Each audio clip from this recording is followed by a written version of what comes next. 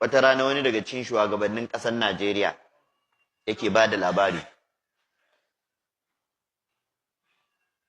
Malam Abubakar Gumi ya kira sai ce ina so in raba wa malaman Najeriya gaba ɗaya mota don su ɗan samu sukuni. Shi ne dai Janar Babangida. Ce masa ina so in raba wa malaman Najeriya motoci Pijo don su ɗan samu na yawon wa'azi. Sai ce ina so in baka kai ka raba, sai ce a ba ni zaka ba nemi malam wane ka bashi. Malam wanan nan ɗan ɗariƙa ne, shugaban wata ɗariƙa ce daga cikin ɗari'u. Kun san abin mamaki? Shi da aka kirawo shi aka ce malam za a bada motoci ka raba wa malamai. Sai ce Abubakar Gumi ya sani? Aka ce a'a bai sai ce kar a gaya masa. Alhalin Abubakar Gumi ne ya ce shi a bashi. Kaga son zuciya. Ɗaya daga cikin ƴaƴayen mai martaba sarkin Kano Alhaji Ado Bayero, Allah ya ji kan sarki, Allah ya kyauta makwanci, yake bani labari ni da shi. Yace ni a gidan Malam Abubakar Gumi na tashi. Ka san mai martaba sarkin Kano Alhaji Ado Bayero abokin Malam Abubakar Gumi ne, tare suka yi karatu. Kuma duk ma'aikatan Saddauna ne, sun yi aiki a ƙarƙashin gwamnatin Saddauna. Yace to wata rana mun yi tafiya da Malam Abubakar Gumi mun je aikin hajji. Da marigayi Galadiman Kano Tijjani Hashim, Allah ya ji kansa da rahama. Yace to sai Galadiman Kano yace in kirawo masa Malam Abubakar Gumi, yana so su gana su yi hira ta yaushe gamo an dade ba a haɗu ba. Tunda suka daina aiki Saddauna ya rasu shikenan. Shikenan Malam Abubakar Gumi ya zo suka gaisa da Galadima.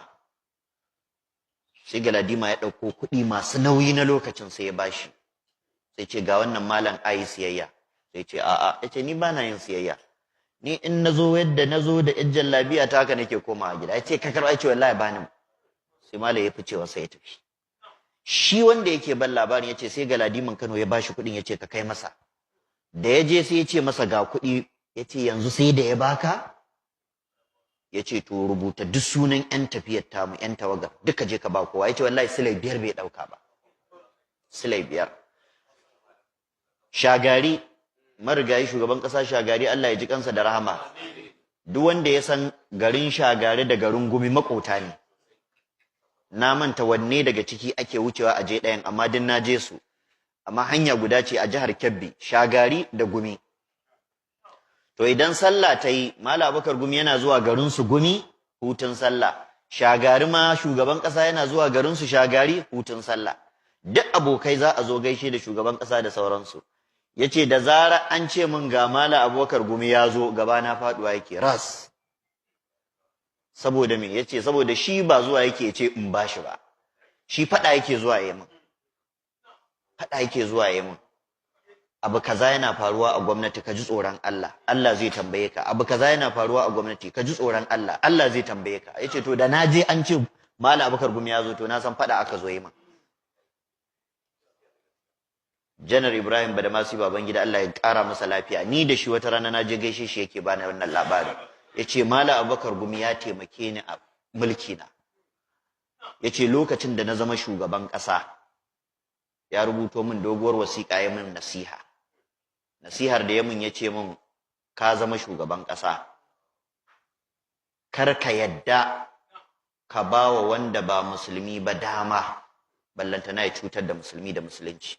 Yace sai na ce da shi, ala gafata malam, Najeriya ba za ta yi da haka ba. Najeriya ƙasar kowa da kowa ce. Dole ne ka naɗa ministoci musulmi, dole ne ka naɗa wanda ba musulmi ba. Yace to sai bani wata formula. Yace to ko za ka naɗa Kiristan, samu wanda zai maka biyayya. Yace to sai ya gaya min sunan wani, yace yaro na ne a gidan soja. Soja ne babba, kuma yaronmu ne. Yace sai na ɗauke shi sai na bashi ministan cikin gida. Yace to wannan musulmi su zo su yaba min, kiristoci su zo su yaba min. Yace kuma aidiyar Malam Abubakar Gumi ce. Akwai wani hukunci da za a yi a lokacin Janar Babangida, shine Turawa sun matsa a yi dokar ƙayyade iyali. Daga cikin ƙa'idar dokar ƙayyade iyalin shine kada musulmi su rinka auren sama da mace ɗaya. Yace wallahi mun shirya za mu je fadar council, military council, za a je a zauna a yi meeting, mu sa hannu a wannan dokar. yace kawai Malam Abubakar Gumi ya ji labari nan da nan ya taso da wasiƙa aka kawo min yace lalle ai kokari wasiƙan nan ta zo kafin in fito office